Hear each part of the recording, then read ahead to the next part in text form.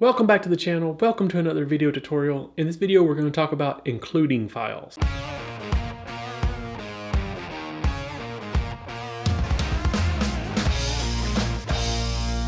This is video 10 in our PHP series, and we are talking about include, require, and require once.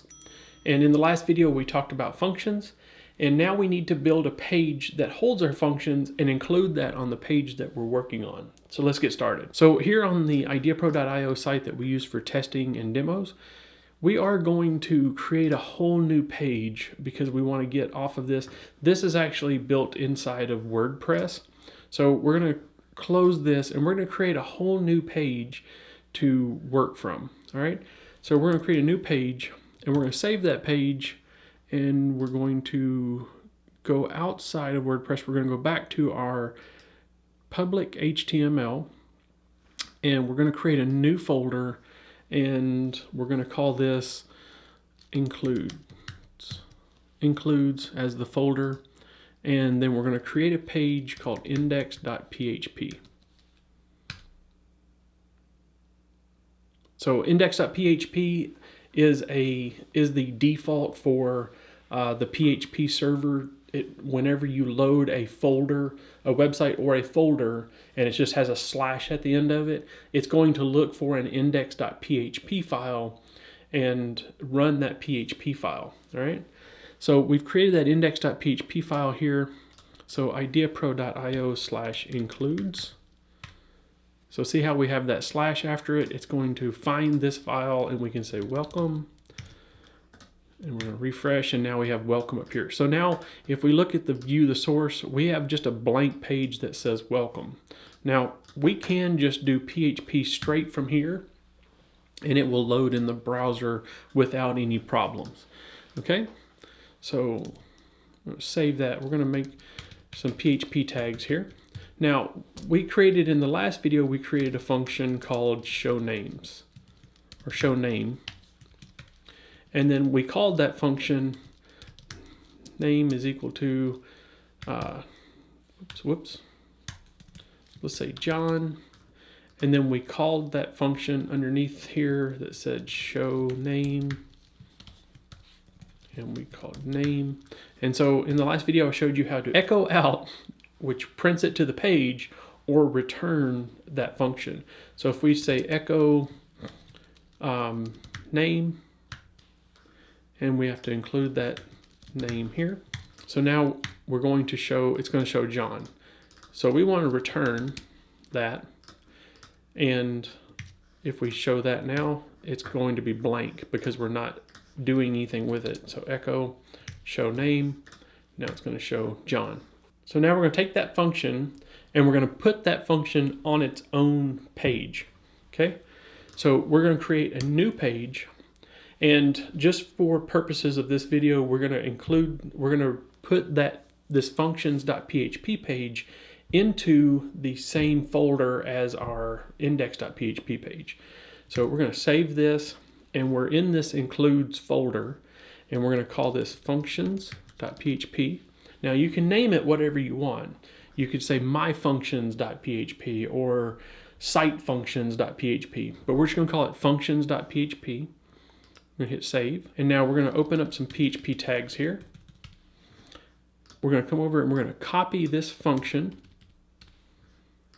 into our functions.php page. We're going to save it.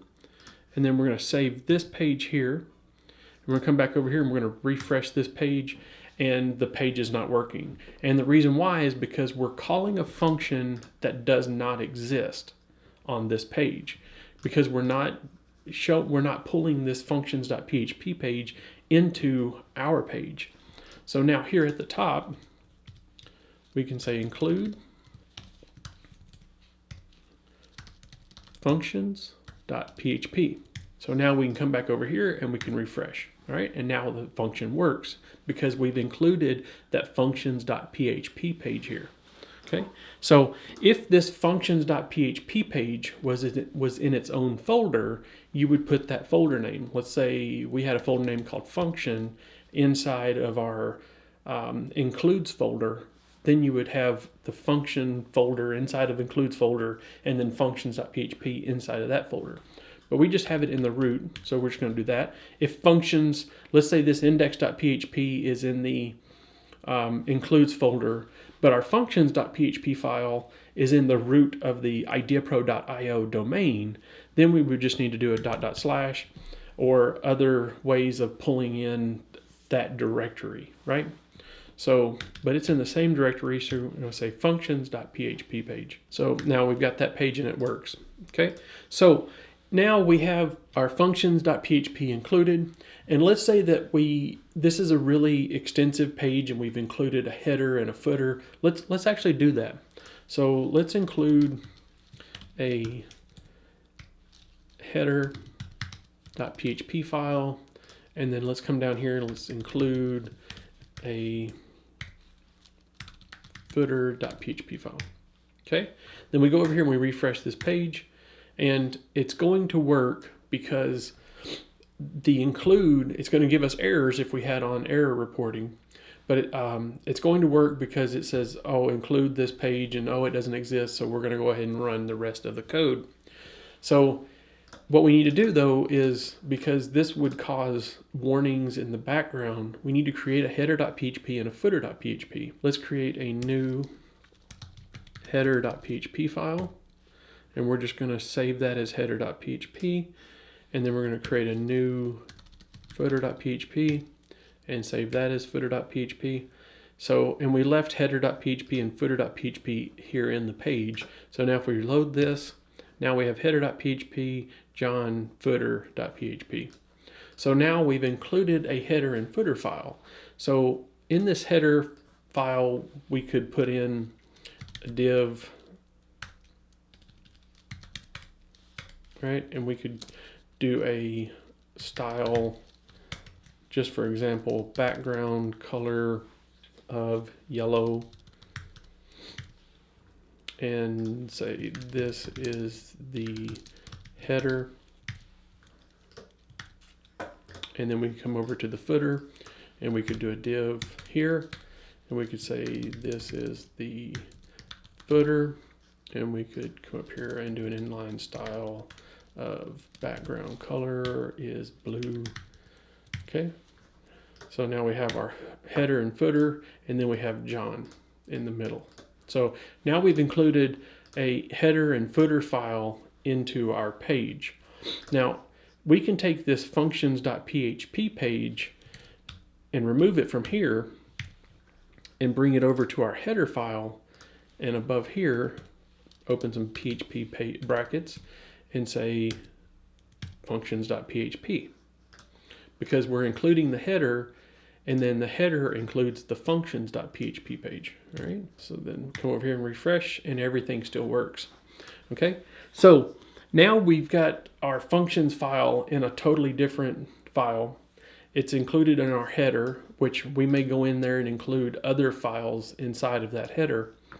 And we've got our include footer, which in the footer, then we could include JavaScript or something like that. But in the header, we could include style sheets and other things, right? So now what we've got is, if you're writing this page and you're like, all right, well, I need to bring in those functions because I don't realize that it's already included in the header.php. So we're going to say include, and we know it's in the root of the domain, or the root of this folder. So functions.php, we save that and we refresh. Now it breaks right after the header. And the reason why is because it's including this functions.php file again, and in that functions.php file is show name. So now it's trying to show two functions with the same name. And in the last video, we talked about each function needs its own unique name. So now we could come into our functions.php page and say if function exists, which we talked about in that last video, show name, and then we're going to open some brackets here. So we're going to wrap this function in an if statement, but here before function exists, we're going to say not. So if function does not exist, show name. So now we're going to save that. We're going to come over here and we're going to refresh. And so now that function that runs perfectly fine, even though it's including functions.php 2 different times on the page.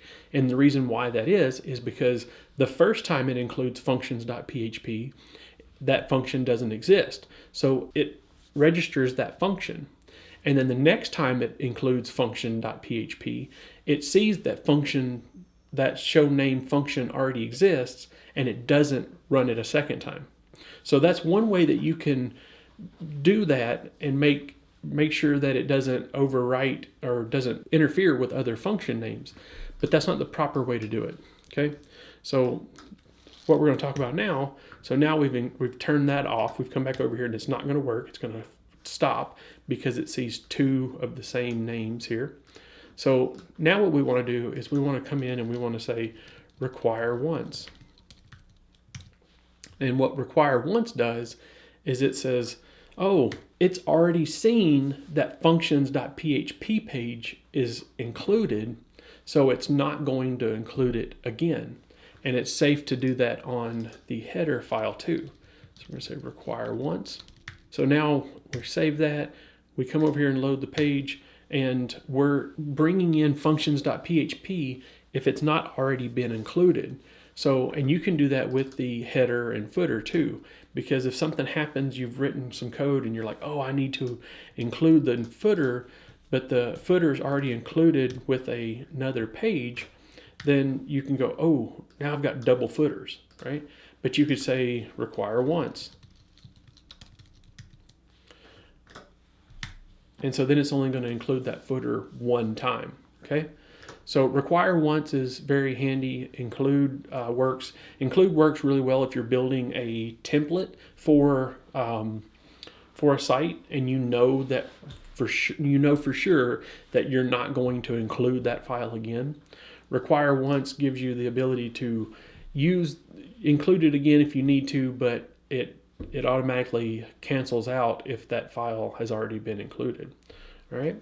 So we're going to remove this.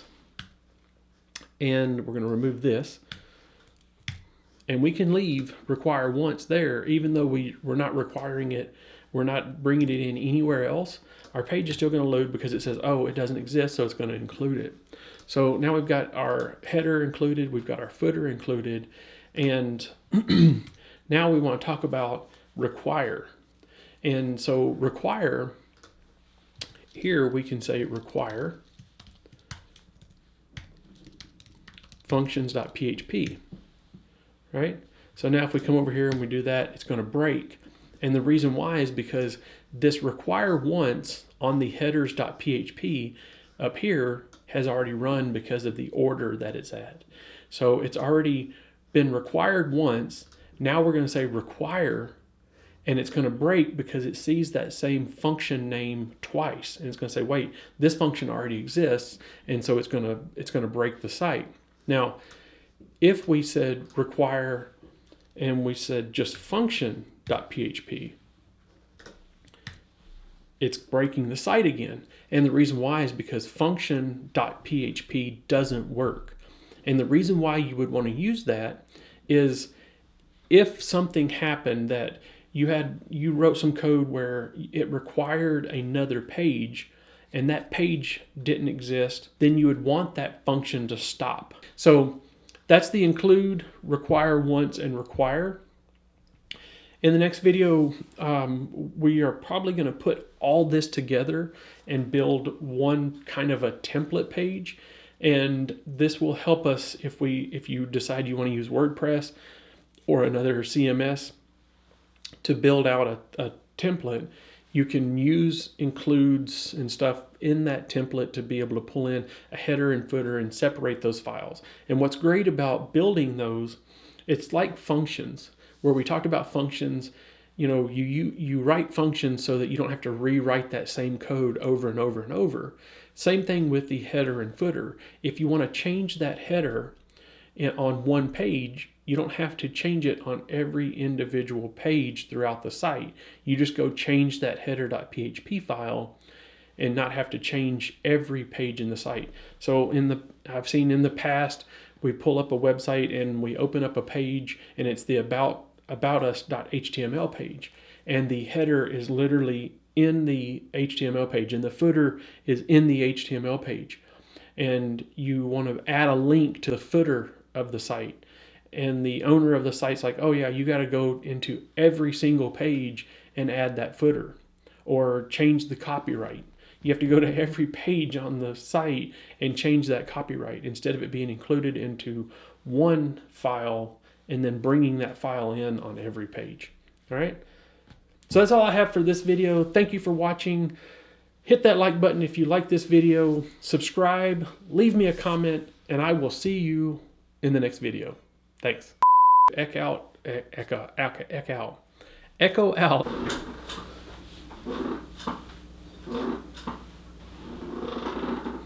I'm gonna get some WD-40 and see if I can fix that.